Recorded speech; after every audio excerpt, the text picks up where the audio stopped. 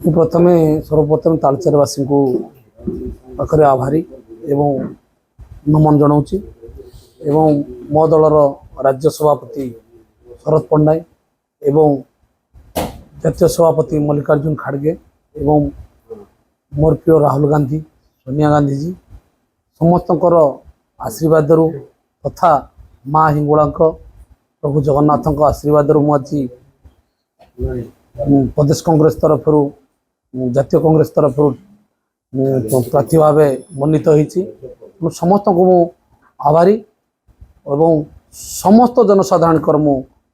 आभारी बोली अनुभव कर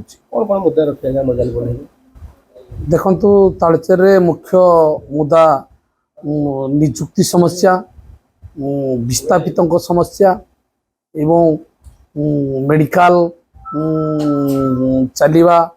एवं तार ठीक भाव कार्यक्रम हवा तार मुद्दा एवं रास्ता घाट गमनागमनार सुविधा एवं ओभरब्रिज हवा तालचेर एवं संपूर्ण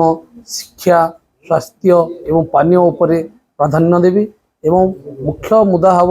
तालचेर बेकारी रही बेकारी समस्या प्रत्येक पुरपल्ली प्रत्येक टाउन रु सबु जगार विस्थापित हो बेकार ही बोलुवा युवक युवती प्रत्येक पंचायत रु 200 प्रथम पर्यायर 6 मास